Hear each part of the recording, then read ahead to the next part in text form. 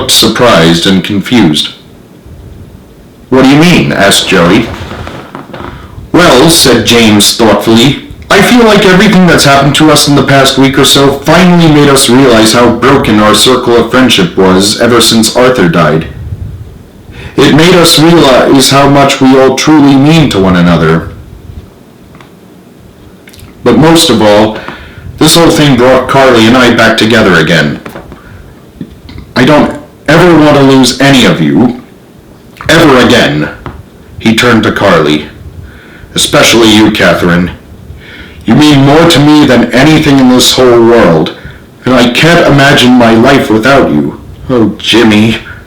They embraced again, but then James noticed Richard and Christy were sitting on either side of the bed. With their bodies unshielded, Eddie, Peter, and Clara looked on with great interest and delight. "Richard, Christiana," said James, "I want to thank you two for staying so cool, calm, and collected throughout all of this. And Joey for his optimism," he added. "In fact, I thank you all for your unconditional support." "I thank you guys too," said Carly, gesturing around the room. "But we're especially thankful to you two," said James to Richard and Christy. "Catherine and I would never have gotten through this if it weren't for you two being meditators and spending all your free time with us over the last 4 months. I realize it's a little inconvenient with you two being at medical school in UCLA. You're more than welcome," smiled Richard. "We're just happy to be here to help," added Christy.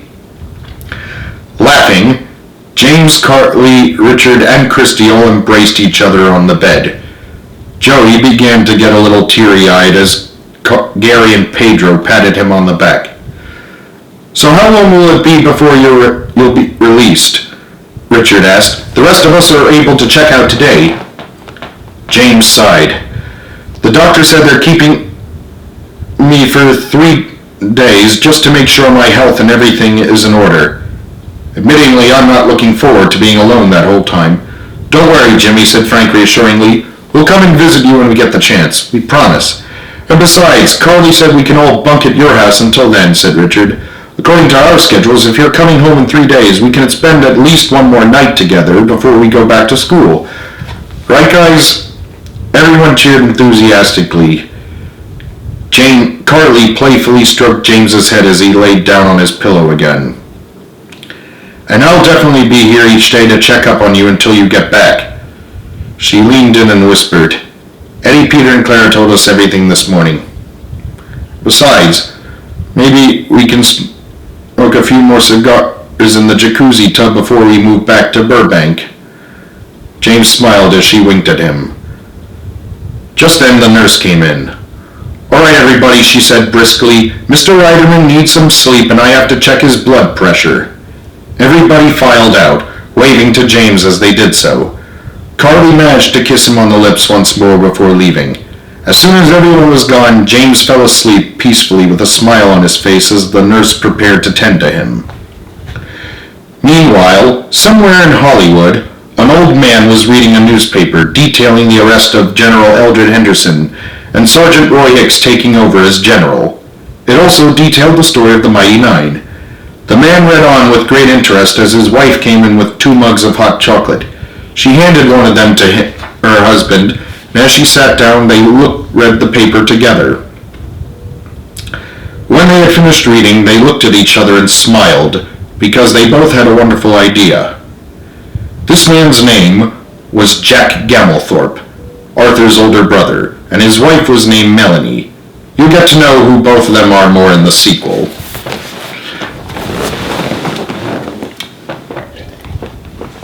Three days later, James's friends and the 3 kids were all gathered at James and Carly's house, either chatting with each other, laughing, or playing around.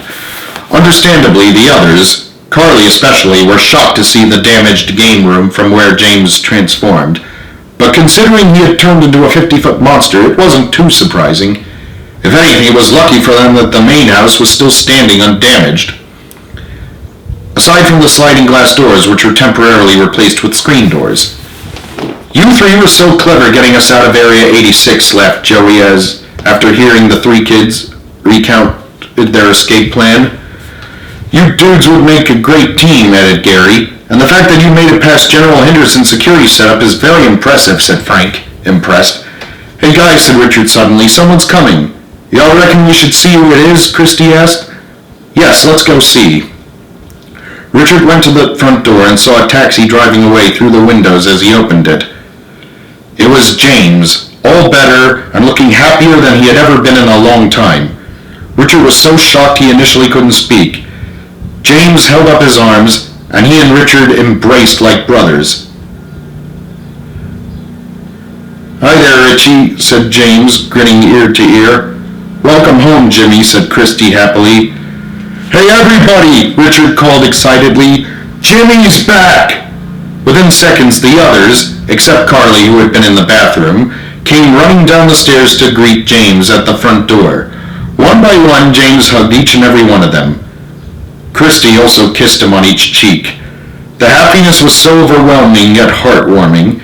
Eddie, Peter, and Clara were so happy they playfully tackled James to the ground as Clara kissed him. Welcome home, Jimmy, said Peter. I couldn't have done it without you guys, said James proudly. Amidst all the laughter, James was wondering where Carly was. Well, after all, they were boyfriend and girlfriend. Carly? James spotted her. Carly! Carly appeared at the top of the stairs, wondering what all the commotion was about. When she saw James, her eyes widened and a huge smile decorated her face, like a kid on Christmas morning. James! Squealing with delight, Carly slid down the stairs in one swift movement, startling the others, and jumped into James's arms. Fortunately, he managed not to fall to the ground despite the impact. Within seconds, James and Carly were hugging and kissing and laughing together, while everybody happily looked on. It was a very beautiful moment, seeing them all reunited, but most of all, it was very heartwarming to see James and Carly happy and together again. To be continued. One more chapter.